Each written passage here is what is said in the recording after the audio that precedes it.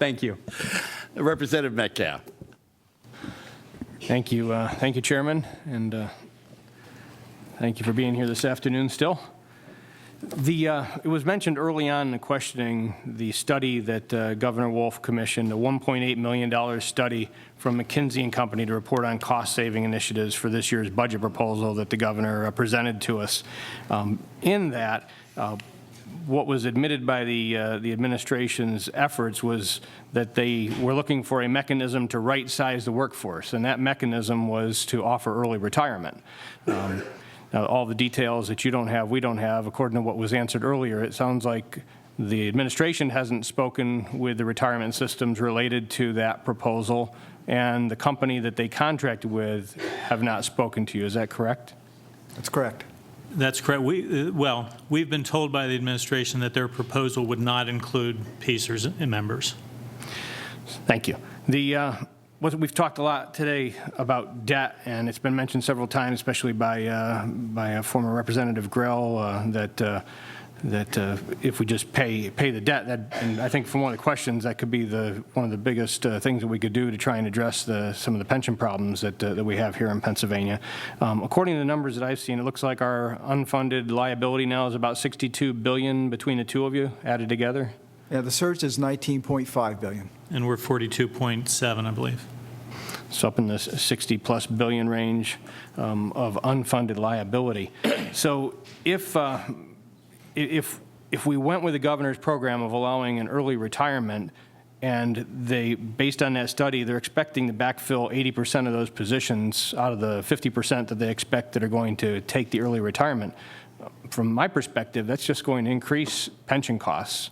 But you've got new employees coming into the system that are going to get in the pension system, and then you have the other employees that are pulling lump sums out and retiring and pulling cash flow out and not contributing to the system anymore. Isn't that the case if we're just going to add more employees, even though we let people retirement? I mean, we're just swelling the amount of people that you have to pay.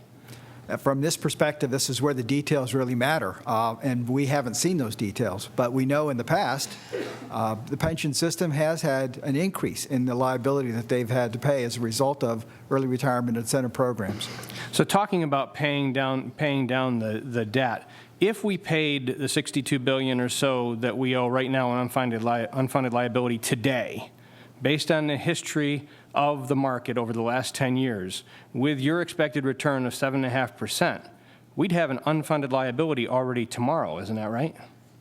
If we paid the unfunded liability off today, there'd be a new unfunded liability created immediately if the market continues to underperform as your expectations are having it perform.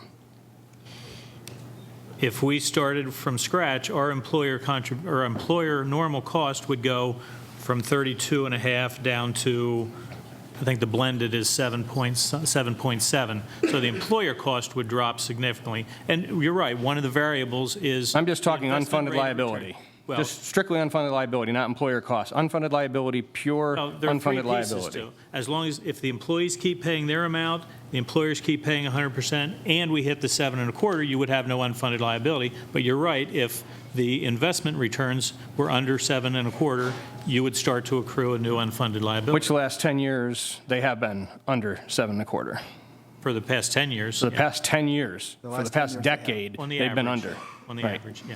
So that's where I think for all those people that have been talking today about those that don't think Act 20 is working, I think Act 20 is working better than what we had working, but Act 120 is not fixing the problem that taxpayers are realizing out of their paychecks, out of their pockets in the school districts that they have to pay property taxes, or in the state that they have to pay their taxes to sustain this defined benefit plan, that if we had a defined contribution plan, we wouldn't be fixing the debt side of the equation, but we would be fixing the liability side of the equation for any taxpayers that are going to have to pay now for all these new hires that are still being put into that old style defined benefit plan. And one of the plans was mentioned earlier by one of the speakers was House Bill 727, Representative Kampf's legislation.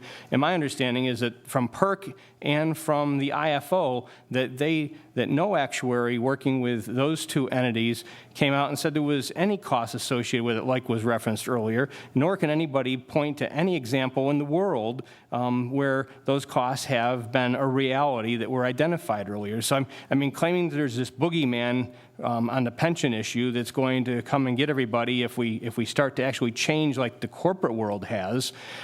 That's when we talk to the folks on the outside, the average taxpayer looks at what they're doing in their employer, what's happening in the private sector, and they don't see these defined benefit plans anymore. They actually see people moving to a defined contribution plan where the corporation doesn't have the risk, and as a taxpayer is essentially the corporation for this defined benefit plan. That's why so many people are clamoring and demanding that we get them out of the liability of these defined benefit pension plans. And part of what was mentioned earlier was if you switch, there's going to be a cost.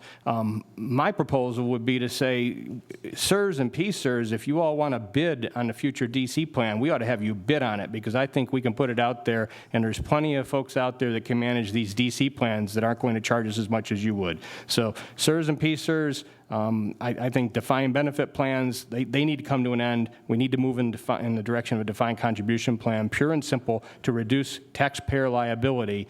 And I think that's the direction that's being demanded. And I think that's why we keep hearing from school districts, because they're hearing from their taxpayers on it also.